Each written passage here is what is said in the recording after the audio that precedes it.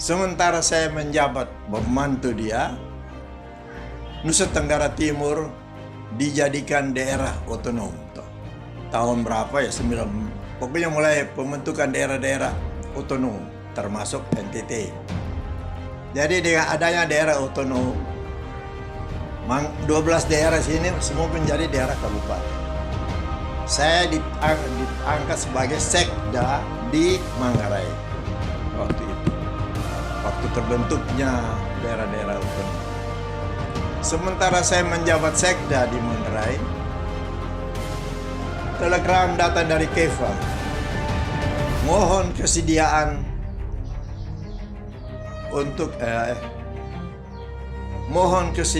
untuk dipilih menjadi calon bupati kepala daerah TTU. Hai, saya bilang TTU itu di mana? Saya tidak tahu.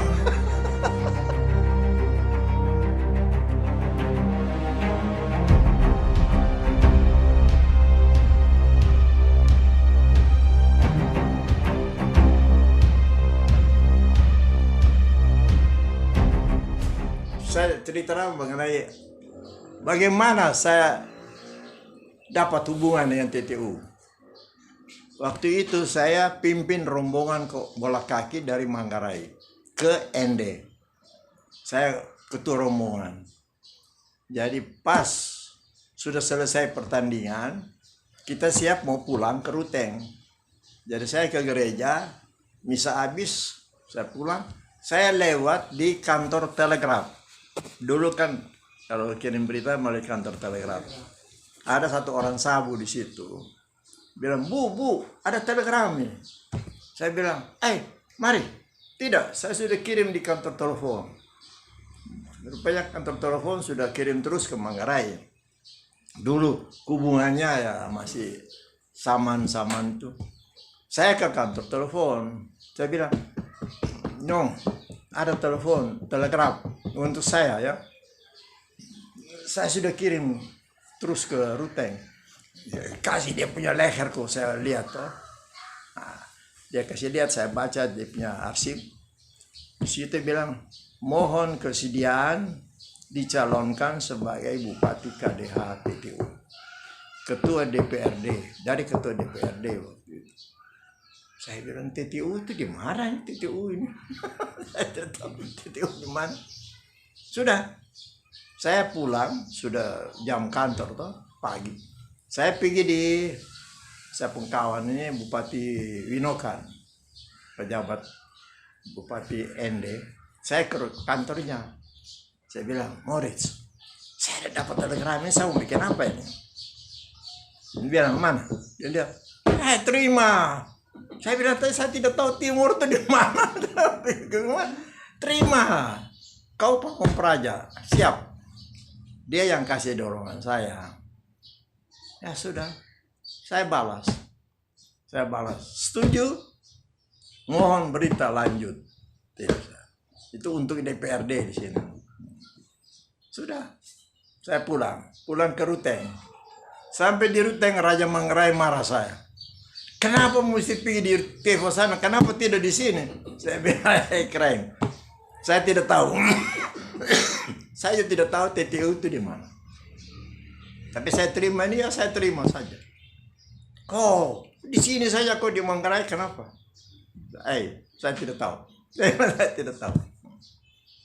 Tidak lama, telegram kedua, sudah terpilih menjadi calon Bupati KDH TTU. Sudah terpilih. Saya dengan Raja apa ini? Tauling. Kedua calon. Sudah. Tapi saya dapat suara yang terbanyak. Orang tidak kenal saya, kok bisa pilih saya tidak tahu.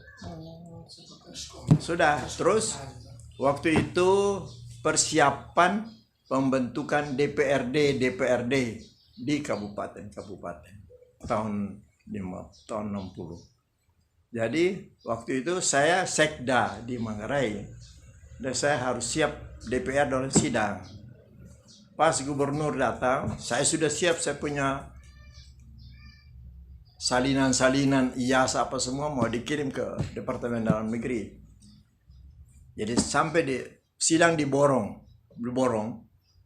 sampai diborong, gubernur tanya, bahannya sudah ada, sudah Pak, mari saya bawa. Saya serahkan punya salinan semua, sudah gubernur bawa. Kemudian pelantikan gubernur, saya diutus dari Manggarai, mewakili pejabat kepala daerah di sana. Jadi sampai di Kupang, orang kan tidak kenal saya. Datang ini Pak anggota MPR, siapa namanya saya lupa. Anggota MPR dari Jakarta datang. Saya kebetulan ada di ruang gubernur. Dia masuk, dia bilang, itu pasal saya itu di mana itu? Wah. Saya bilang, ini saya Pak. Ya, selamat, siap, Keva. Hai, saya belum tahu Keva dari mana. Terus siap kok Keva. Saya diam aja, terima aja. Nah, terus gubernur bilang, ya ada SK dari menteri, kau untuk Keva Manado. Ya, malamnya Ramatama, pas 3 orang kita, Bupati Matan, Kupang, Bupati Nope, CS, baru saya. 3 orang berdiri dengan gubernur di rumah, di acara Ramatama tuh. Jadi gubernur bilang, sudah, selamat ya, kau untuk Keva. Bagaimana? Kapan saya lantik? Aduh, saya keluarga masih di Ruteng Syarat. Gubernur tanya kapan kau lantik? Saya bilang terserah Pak. Sudah, saya tetapkan tanggal 17 Februari saya lantik. Wah, keluarga masih di Ruteng sana. Jadi saya langsung datang, dilantik di sini, baru saya ambil keluarga. Dan saya kan tidak tahu Keva Manado tuh. Jadi saya diantar oleh pejabat yang sebelum saya menjabat di sini. Waktu itu KPS dulu ya, Pak Sodale. Dia yang antar saya ke sini. Jadi saya masuk di sini malam jam 9 malam. Baru saya injak kaki di Keva. Kebetulan di rumah jabatan, saya belum tahu toh, rumah jabatan ada 3 bapak BPH dulu, Badan Pemerintah Harian. Pak Nahak, Pak Fernandes, dengan Pak Haki. 3 BPH dulu. Mereka siap di teras rumah jabatan. Kan tidak ada listrik toh, hanya pakai lampu Petromax ini. Jadi saya juga tidak tahu ini Keva Manado bagaimana. Masih buta. Masuk, pegang tangan. Pegang tangan. Mereka 3 orang ini lihat saya. Mereka berbisik bilang, kita punya bupati ini orang Cina kan. Orang cerita saya bilang, memang saya orang Cina kok. Artinya darah Cina ada sedikit. Karena kita dari Manado tuh jadi. Tapi orang tidak tahu kalau saya dari Manado, tidak tahu. Sudah, berkenalanlah kita. Saya mulai sementara ya semacam mencari pengalaman selama 2 minggu. Keliling-keliling dengan pejabat yang lama, Pak Sodale. Kita keliling-keliling selama 2 minggu. Saya ya cari pengalaman dulu. Sesudah 2 minggu, baru saya dilantik oleh gubernur. Ibu masih di Manggarai. Saya dilantik tanggal 17 Februari tahun 1960. Uskup juga ada waktu itu. Uskup sudah meninggal. Uskup. Nah, jadi dilantik Pak Tari ada, El Tari ada. Kemudian kepala polisi daerah timur juga ada, orang Batak. Jadi ya sudah siap pada rumah dilantik. Sementara selesai dilantik, maka saya masih ya cari pengalaman lagi sedikit toh. Karena saya mesti pergi ambil keluarga ini. Nah, kebetulan gubernur pergi lantik para bupati di Flores, Larantuka, Momere. Dan saya nunut ikut gubernur Saya ingat nunut pergi lantik mereka dan pergi jemput ibu. Gitu. Jadi saya ikut rombongan gubernur ke Larantuka, Maumere, Bajawa, Ruteng. Sampai di Ruteng, gubernur pulang, saya siap dengan keluarga, pamit kepada pejabat di sana, dengan pegawai. 2 minggu saya di Manggarai masih. Orang tidak mau lepas saya berangkat, jadi saya 2 minggu di sana. Di sini pejabat saja, Pak Sodale. Jadi baru 2 minggu baru saya pulang, datang dengan keluarga.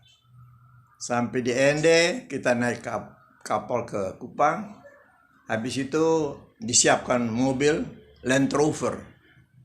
Dari Kupang kita berangkat jam 12 siang. Sampai di Keva jam 10 malam. Waktu itu. Sampai jam 10 malam di Keva, ya sudah. Saya sudah serah terima. Baru saya mulai atur program. Tapi saya pertama bahasa, ya. Kedua, ya lingkungan dan adat istiadat buat saya buta sama sekali. Tapi saya harus terima dan saya sesuaikan diri.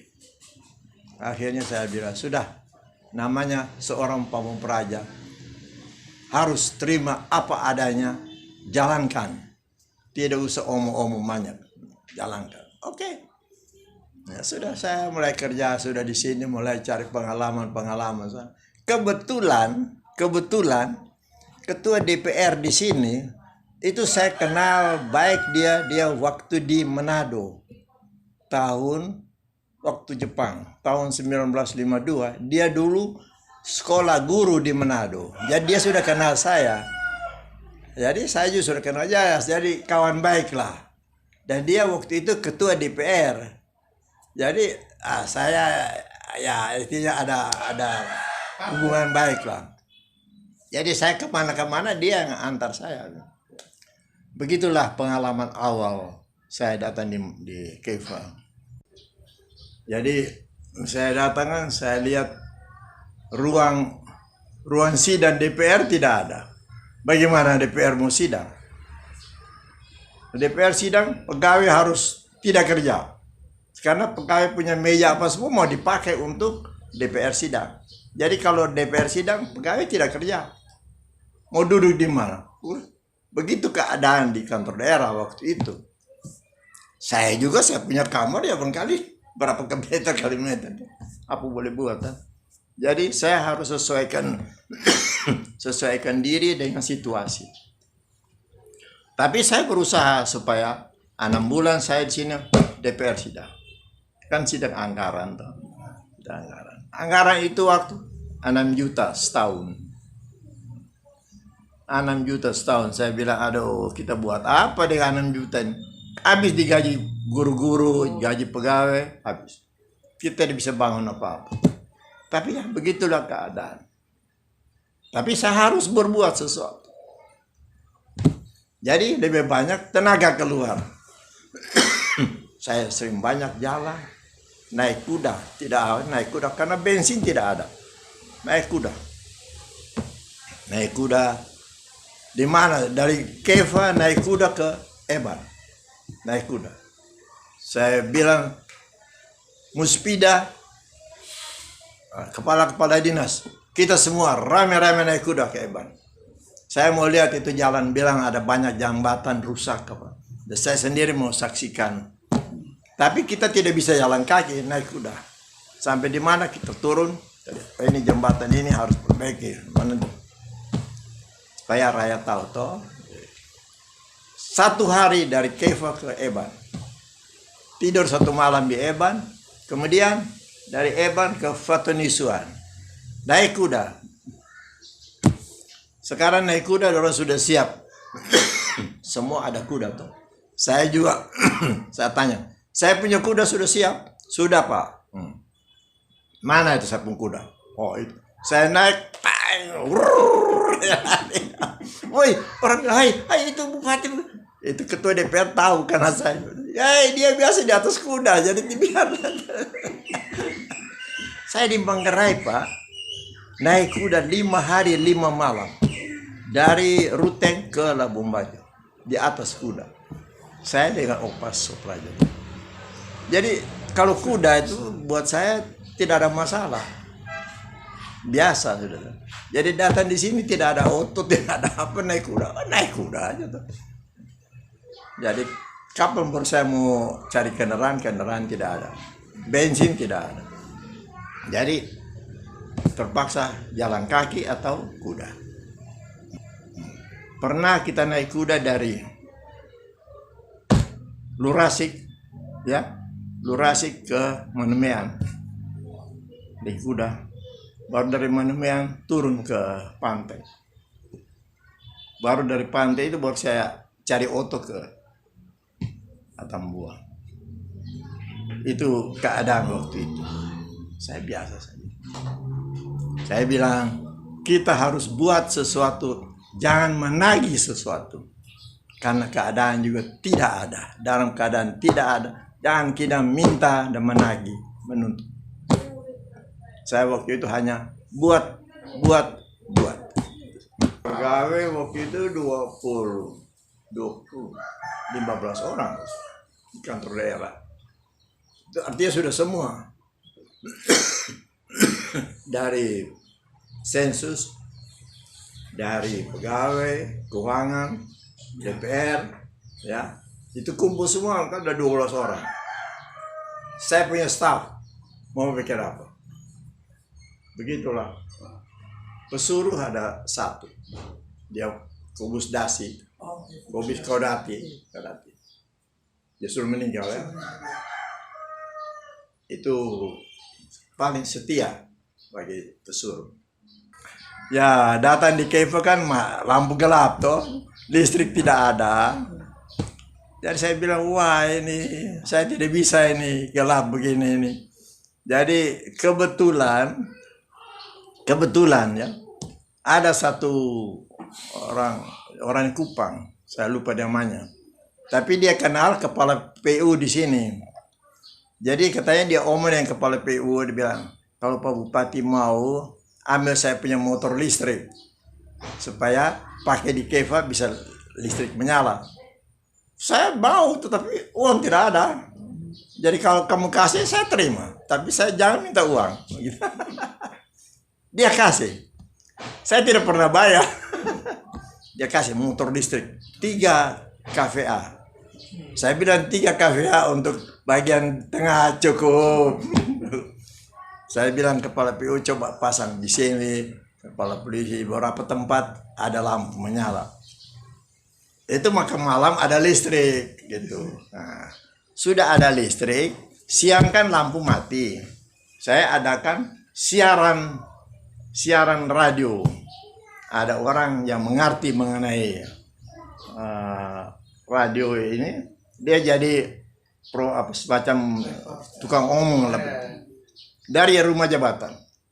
Jadi hari Minggu orang datang pasar, orang dengar, wih, ada dengar suara ini. Dari mana ini? Oh, dari rumah jabatan. Pakai toa. Jadi pakai loudspeaker. Jadi penyiarnya ini Alotan punya adik. Dia yang mengerti mengenai siaran. Jadi kebetulan perlengkapannya saya dapat, orang kasih, udah pakailah itu. Bukan buat saya, itu untuk semua, biarlah. Jadi kalau hari Minggu orang datang pasar, bunyilah ada hiburan, lagu lah, kirim pilihan pendengar lah. Orang bilang, woi, ada dia. Orang ramai datang pasar. Satu-satunya jalan yang saya buka adalah jalan dari kantor polisi, ya. Polisi dari putar Kampung Cina, Kampung Sabu, putar keluar kembali di jalan besar ini, menyeberang ke sebelah, putar keluar kembali di jalan. Saya buka itu yang pertama jalan. Ini Pak Fernandes ini, Pak Fernandes dia waktu itu anggota DPS bagian bangunan. Dia yang rencanakan buat itu jalan. Tapi kita berkelahi dengan Koa ini. Ini tante kota toh. Mulu. Dia protes, dia tidak mau kasih jalan. Akhirnya ibu yang omong, ibu yang omong, kan ibu dan dia koncok tuh. Oh, baik-baik, akhirnya itu menyerah. Saya anggap raja-raja itu bukan orang feodal. Saya punya kawan kerja, itu saya pakai. Bukan karena feodal ya, tidak. Saya punya saudara sama nih, teman kerja. Raja insya Allah, orang yang feodal kuat. Tapi dengan saya anggap kawan. Makanya saya normal saja. Apa yang saya rencanakan dia juga mengerti, apa yang dia rencanakan saya juga mengerti. Raja Mimafo juga seorang feodal. Tetapi saya tidak bilang saya lebih tinggi atau tidak. Sama-sama. Jadi dalam hal itu buat saya, memang saya di sekolah sudah diajar juga itu toh. Kita sebentar kerja di daerah-daerah yang lebih kuat feodalnya daripada biasa. Nah, saya sudah target itu bahwa saya harus turun sedikit. Jangan saya di atas kok, harus turun jadi. Kalau bisa kita sama-sama jalan. Itu prinsip saya waktu itu. Makanya saya di mana-mana diterima. Orang senang dengan saya. Bahkan saya tidak mau bilang, karena saya bupati. Waktu itu kan kecamatan sudah ada tahun 62 toh. 62 kecamatan. Kecamatan sudah ada. Jadi saya yang bentuk ini kecamatan awal. Dan jadi saya runding dengan raja-raja dorang. Kamu mau berapa? Jadi insan dia bilang, saya jangan bagi-bagi, tetap satu. Saya harus pecah otak cari camat. Cari camat lagi. Saya mau jadi camat ini. Saya terima apa ada toh. Sudah terpaksa bilang ya sudah Mimafo Timur ya Raja Mimafo toh. Oh, itu pas raja-raja. Raja Mimafo Kono. Di sana tuh raja bilang, Tuhan jangan bagi-bagi tuh saya punya kecamatan di sana, tetap satu kecamatan. Habis usia yang jadi raja toh, usia. Hanya Bibuki yang saya bagi dua. Bibuki Utara dan Bibuki Selatan. Saya bagi dua karena Raja Bibuki itu dia pintar bahasa Inggris, bahasa Indonesia, bahasa Belanda. Raja Bibukin bahasa Belandanya bagus. Dia kalau omenin saya mau bahasa Belanda. Dia senang karena dia bisa berbahasa dengan saya dan dia ibu. Nah, jadi dia senang itu. Saya patroli ke ini tempat itu sawah besar di Numut ini. Nah, jadi saya pergi dengan Dandim dari Atambua. Saya undang Pak Dandim datang, kita sama-sama pergi lihat itu sawah hektar toh. Jadi saya punya jeep, ada jeep Velis tahun 97, tahu sendiri toh. Dia sebentar sakit perut, sebentar sakit ini. Nah, tapi kita sampai di hektar Pak aman. Waktu mau pulang sudah jam 4 itu. Waktu mau pulang Star ini otot tidak mau hidup. Mau bagaimana sekarang? Supirnya masih hidup di Sumita. Dia bilang, ini bagaimana? Kita tidak bisa pulang ini. Dia coba kasih hidup, tidak bisa hidup. Jeep. Saya bilang sama Vetor, Pak Vetor, kita mau tidur di mana ini malam? Saya dan Dandim ini. Dia tidak bisa omong. Saya bilang, ada balai-balai sini. Nah, ada balai-balai. Saya bilang, Pak Dandim, keadaan mau maksa, kita dua tidur di atas balai-balai. Bagaimana? Terserah Pak Bupati. Oke deh. Kita berdua tidur di atas balai-balai. Bang pegang belakang. Pengalaman saya tidak akan lupa. Bahwa saya tidur di atas balai-balai dengan Pak Dandim Atambua. Hari sosial pertama saya di sini.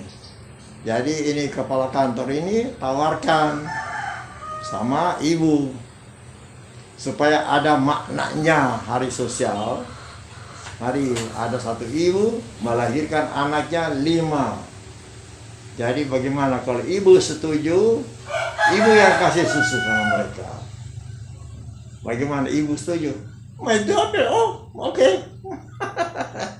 Inilah kita semua ke kilo 3. Saya tidak tahu tuh orang di mana. Sampai di sana ya ibu ya kasih susu 5 anak. Tidak tahu sekarang mereka ada di mana. Ini terjadi historis. Saya masih hidup. 5 orang anak. Ibu itu melahirkan 5 orang anak. Jadi ini kepala kantor sosial pikir supaya ada sedikit istilahnya ada arti dan pada hari sosial 5 orang anak ini dikasih susu oleh istri bupati. Supaya itu kan merupakan satu momentum yang bernilai kemanusiaan. Dan ini terjadi. Memang orang semua, saya tidak tahu tuh anak-anak ada di mana. Saya masih hidup, tapi ini ibu dan anak-anak saya tidak tahu. Jadi waktu itu Pordat pertama TTU ikut. Dan saya juga ikut. Main tenis meja. Dapat juara 2 seluruh timur. Nah, bola kaki, woi orang bilang, Keifa mau menang apa Keifa itu? Tidak bisa. Saya bilang, saya tidak omong banyak. Bermain dulu, tanding dulu. Saya tidak mau omong banyak. Tahu Keifa juara 1. Juara 1 tahun pertama Porda. Woi, itu orang Padoko waktu itu kepala PDNK tuh.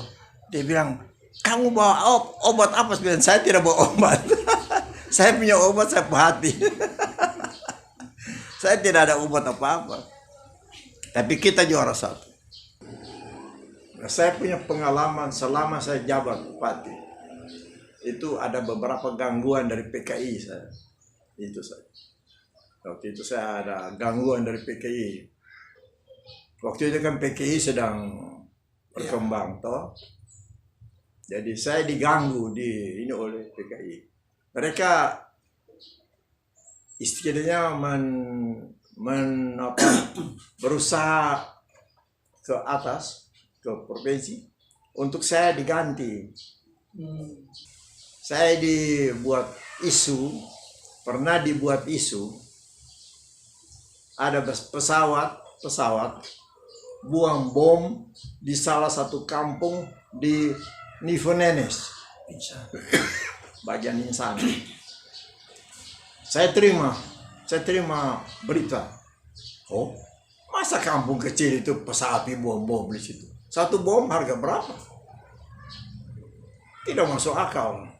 Tapi itulah isu politik yang dibuat waktu itu. Akhirnya kita berangkat, pergi lihat di mana itu bom. Tidak ada bom. Hanya ada satu bapak di situ ada simpan obat pasang ini ya buat bom ini meledak. Jadi dia bilang itu bom jatuh. Tapi ya waktu itu kan orang kan punya jalan pikiran masih sangat primitif tuh. Itu satu. Kedua, saya diisukan memberikan pas jalan kepada pegawai langgar perbatasan. Kan dulu tidak boleh toh ke bagian okusi. Nah waktu itu ada satu barangkali kenal toh Yan Meko.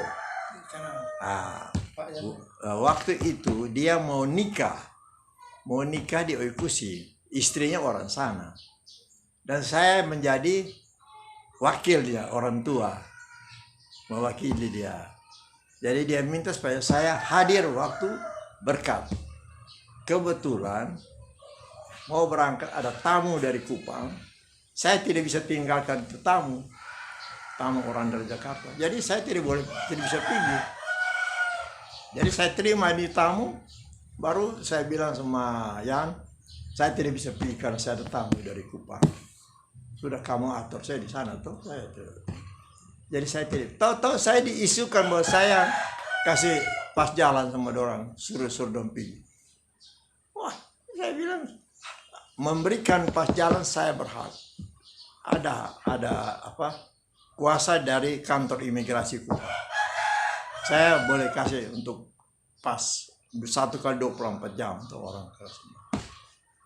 Mereka bikin isu di Kupang sama gubernur bahwa saya melanggar perbatasan, melanggar peraturan. Saya dipanggil gubernur. Sekarang gubernur tanya, imigrasi bagaimana? Ini aturannya bagaimana? Jadi imigrasi ini kan yang saya sudah kocok tuh. Dia bilang, memang menurut undang-undang hanya hak imigrasi untuk memberikan pas jalan. Tetapi karena jauh, jadi didelegasikan kepada bupati untuk memberikan izin untuk yang 1x24 jam. Masa mesti pilih imigrasi sana tuh? Nah, begitu. Oh, jadi bupati tidak salah. Iya, memang tidak salah. Saya tahu sendiri tuh, isi di luar ini. Nah, akhirnya gubernur bilang, ya baik kalau begitu. Persoalan selesai. Kita bubar. Bubar. Tapi hati-hatilah begitu. Soal PKI, soal politik, jadi ya begitu. Kita harus dada kuat lah. Ya, saya punya tahun pertama di NTT di Timor di Kefah. Itu ada pertandingan bola kaki seluruh daratan Timur. Pordat pertama. TTU ikut. Saya bilang TTU harus ikut. Saya penggemar bola kaki. TTU harus ikut. Saya tidak mau tahu tapi harus berusaha kita juara. Saya orang pemain bola kaki jadi. Mereka masuk latihan ya 1 bulan, berangkat ke Kupang. Orang bilang, wih TTU, TTU, bendera kuning. Jadi orang lihat saya ikut pingpong. Saya ikut pingpong waktu itu, Pordat. Nah, saya ikut pingpong.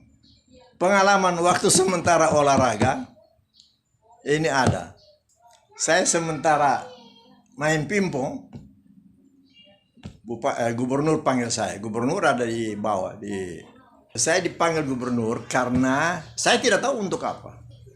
Saya pakai baju kaos ini, baju kaos olahraga ini, dengan celana pendek. Masih di kantor gubernur ini. Padahal di situ ada 3 bapak dari Partai Komunis. Dorang ada lapor apa saya tidak tahu. Dorang pilih lapor di gubernur. Dari PKI, dari Partai Rakyat, dari wanita. Ada 3 orang datang lapor sama gubernur. Entah lapor apa saya tidak tahu. Jadi saya masuk. Terus gubernur bilang, sudah kenali? Oh ini saya sudah kenalin. Siapa yang saya tidak kenal orang di sini? Saya kenal semua. Jadi saya bilang saya sudah kenal Pak. Pegang tangan. Terus gubernur bilang, menurut laporan dari bapak-bapak ini bahwa Pak Bupati sita kartu-kartu anggota mereka. Anggota mereka itu Partai Rakyat. Ya. Saya sita karena mereka salah gunakan. Dan mereka lapor di gubernur. Dari gubernur tanya saya, betulkah? Saya bilang betul. Kartu mereka ini saya ada simpan. Tapi kenapa saya sita? Ada alasannya. Karena mereka memakai kartu ini untuk politik. Jangan kerja Rodi, jangan kerja ini, jangan kerja ini. Saya tidak setuju karena saya negara.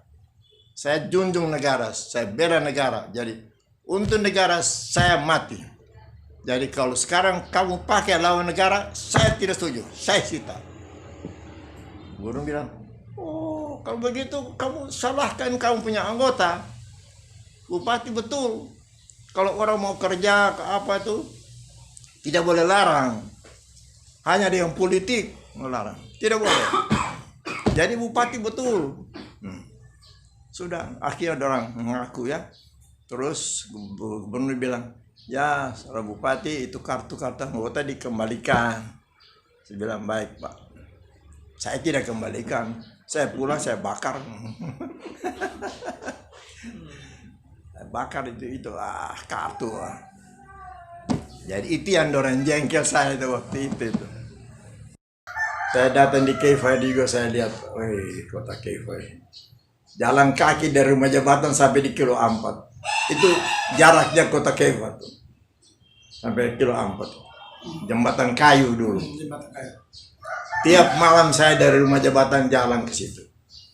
Baru putar terus ke atas balik. Tiap malam. Saya ukur ini luasnya kota Keva. Tiap malam saya jalan, saya bilang, ini kota saya yang saya akan membawakan dalam perjalanan saya. Malam, tiap malam. Sepi. Sepi, tapi itulah. Selama 45 tahun keadaannya begitu. Mulai rame sesudah ada PKI dan ya perkembangan. Pernah ke rumah jabatan di atas toh? Ada dia Tugu di sana. Saya yang bangun. Itu Tugu saya yang bangun. Yang di depan di lapangan itu. Ya. Diresmikan pada tanggal 10 November 1960. Dan saya baru bangun 1 bulan, Tugu itu sudah berdiri tanpa uang. Saya tidak tahu uang dari mana, tapi saya bangun tanpa 1 sen. Karena 60 ya, Tugu itu. Sudah berdiri. Dan itu Tugu yang macam itu saya pernah bangun di Manggarai, di Ruteng, tapi ukurannya lebih pendek. Saya gaji jadi bupati 200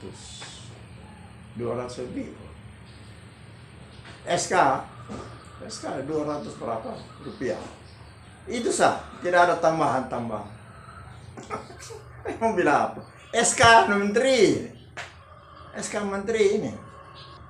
Ya, waktu itu uang masih mahal tuh. Waktu itu uang masih mahal. Masih artinya nilai tinggi ya. Jadi gaji umpamanya 50 rupiah masih bisa belanja. Barang juga tidak ada waktu itu tuh.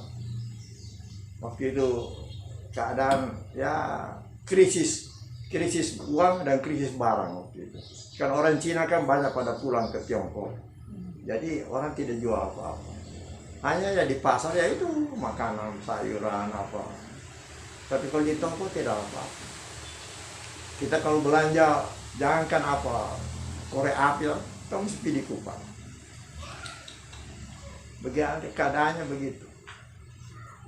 Jadi kalau mau pilih Kupang mesti dia oto tidak ada bensin. Maaf, nunut ada orang naik truk. Saya pernah naik truk dari sini berangkat jam 10 malam, truk orang dagang. Ini bente orang pemborong dari Kupang. Jadi kebetulan dia mau ke Kupang, saya bilang saya nunut saya ada panggilan. Berangkat dari sini jam 10 malam. Langsung ke rumah jabatan gubernur. Truk ini. Langsung berhenti. Gubernur keluar, dia kirim. Ini truk bawa siapa ini? Keluar lihat saya turun. Hah? Tidak ada mobil. Saya tidak ada mobil. Makanya saya naik truk ini. Nah, ingat, sebentar jam 9 ada rapat. Oke, saya istirahat dulu sedikit. Jadi jam 6 pagi nih. Saya pergi istirahat. Jam setengah 9 saya sudah di rapat. Habis rapat, gubernur bilang, sudah nanti auto bawa pulang. Kasih saya pakai Land Rover 1 antar saya ke Kemang. Belum pernah terjadi. Baru pertama kali dibuka jalan dari Lurasik ke Manukui. Tahun berapa ya? 64 atau 63. Sekitar itu. 63 atau 64. Jadi saya buat rencana.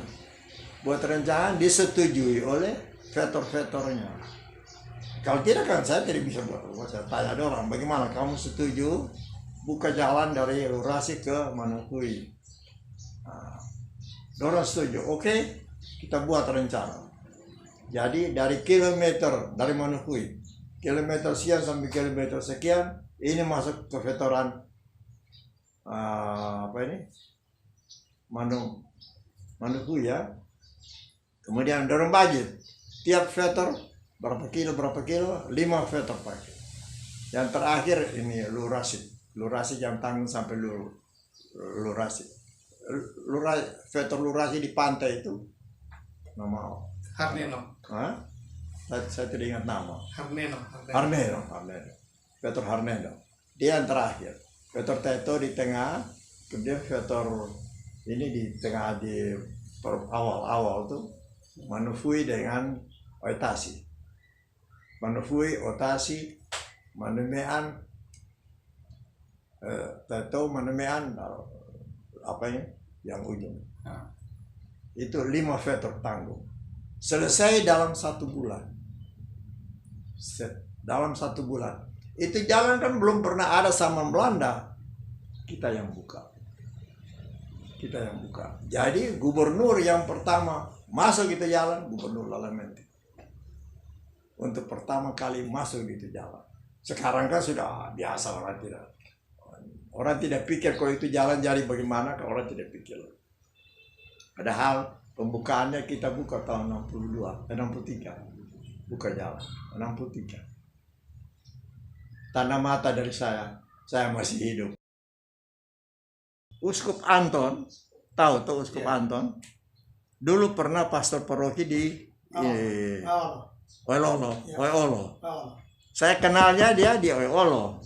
Jadi begini, saya baru datang, sudah dilantik. Saya punya perjalanan awal Eban. Nah, kan Eban, saya tidak tahu itu yuk. Apa ini Toraja atau apa ini Pasporogen di mana saya tidak tahu. Padahal dia di Oiolo. Kita lewat Oiolo, saya lihat ada gereja. Saya tanya ketua DPR, siapa pastor di sini? Disebut Pater Anton, masih pastor loh. Pater Anton dari mana dia? Dari Adonara. Hah? Dari Adonara? Saya ketemu, saya orang Adonara. Saya 2 tahun di Adonara tuh. Masuk. Semua kuda-kuda masuk di pastoran. Tahu, ini pastor paroki. Wih, kuda-kuda dari mana? Bupati ya. Dia belum kenal saya, tak? Sudah, saya turun. Ketemu, saya langsung ngomongin bahasa Adonara. Wih, dia heran. Kok bupati ini baru datang bisa ngomong Adonara? Dia bilang, Pater, saya 2 tahun di Adonara. Oh, kita jadi kawan kali. Kita jadi kawan kali. Pokoknya ada apa-apa dia. Ini lulat sana, saya bawa. Pater, kita sama-sama. Sampai sekarang, dia tidak bisa lupa. Makanya waktu DPR, saya minta dia jadi anggota DPR dari Rohani Katolik. Dia satu-satunya yang jadi anggota DPR waktu itu. Dan selama saya bertugas, saya punya rokok tidak habis. Sopi tidak habis. Kopi tidak habis. Tapi begitu pensiun, ini hari saya punya tanggal pensiun, ini hari rokok saya buang, kopi saya buang, sopi saya buang. Sampai sekarang. Jadi saya punya rokok masih ada, pegawai dan ini tapi terima kasih, saya tidak merokok lain, kamu merokok. Kopi juga, saya di Manggarai kan minum kopi, datang di sini pas mau pensiun ini hari, kopi juga selamat jalan, sopi juga selamat jalan, kopi juga selamat jalan, sampai sekarang. Inilah saya. Itulah kenangan oleh-oleh saya yang saya bisa tinggalkan sebagai warisan, baik sebagai ya istilahnya kantung pengalaman. Kalau berharga, kalau dihargai, silahkan pakai. Kalau berlebihan, tidak ada guna, buanglah di mana saja. Nanti mungkin dia bisa berkembang.